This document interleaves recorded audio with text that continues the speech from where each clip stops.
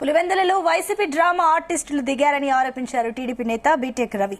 రాష్ట్ర నలుమూలల నుంచి పులివెందులకు వైసీపీకి చెందిన ఛానల్ రిపోర్టర్లు వచ్చారని, వాళ్లకు వాళ్లే దాడి చేసుకుని మాపై నింద మోపడానికి ప్లాన్ చేస్తున్నారని ఆరోపించారు. స్వతంత్ర అభ్యర్థులుగా వైసీపీ పార్టీ వ్యక్తులే నామినేషన్ వేశారన్నారు.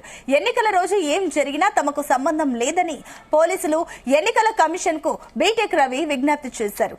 జగన్, అవినాష్ దగ్గర మొప్పు పొందేందుకు ఇలాంటి ట్రిక్స్ ప్లే చేస్తున్నారని తెలిపారు. ఇక్కడ ఇప్పుడు ఎన్నిక జరగబోతోందని ఇప్పుడే మాకు ఒక ఇన్ఫర్మేషన్ కూడా వచ్చింది. అంటే చిన్న పల్లెటూరులో కూడా ఎక్కడ పోయినా కూడా సాక్షి తర్వాత వ్యాన్లు, సాక్షి రిపోర్టర్లు అవన్నీ పట్టుకుని తిరుగుతూ ఉన్నారు.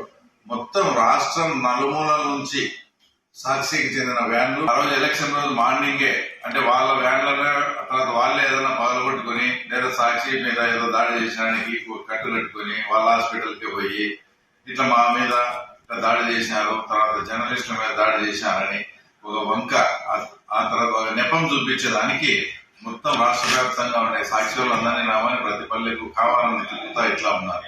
అంటే వాళ్ళ ఉద్దేశం ఏంటంటే వాళ్ళ ఇట్లా చాలా మంది అక్కడి నుంచి వచ్చినప్పుడు వాళ్ళలో వాళ్ళే ఏదన్నా చిన్న ఇది చేసుకుని ఆ నెపం అంతా కూడా టీడీపీ వాళ్ళ మీద వేసి ఇదో అని ఆ నెపాన్ని చూపించి ఎలక్షన్ కమిషన్ వేసి ఇదో మా మీద దాడి జరిగింది, మా మీద ఎలా జరిగిందని చెప్పాలనే ఒక ఇన్ఫర్మేషన్ అయితే, రెండో ఇన్ఫర్మేషన్ వచ్చేసి వాళ్ళ పార్టీకి సంబంధించిన వ్యక్తులే అంతా కూడా నామినేషన్ వేయడం జరిగింది.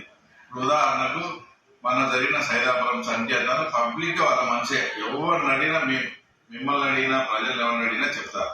తర్వాత భూమిరెడ్డి రవీంద్రారెడ్డి అని మల్యాల రవి అంటారు అతను 100% ఆ తర్వాత వాళ్ళ మనిషే, అతను వయసు వాళ్ళకి బంధువు కూడా. అతనితో ఇండిపెండెంట్ గా నామినేషన్ ఇచ్చారు. పెర్లపాడు సాంబశివారెడ్డి, ఆయనకు భారతీయ గారికి దగ్గర సంబంధం, ఆయన వేముల మండలం. అంబకపల్లి బాబు రెడ్డి. ఇంకా ఎంత చండాలమైన విషయం అంటే మా మీద ఈమైన ఆరోపణలు మోపుతారే. అంబకపల్లి బాబు రెడ్డి అనే అతని అఫీషియల్ గా లింగాల మండలానికి మండల కన్వీనర్ అతను అఫీషియల్ గా వాళ్ళు డిక్లేర్ చేసిన అతన్ని ఇండిపెండెంట్ గా వేశారు.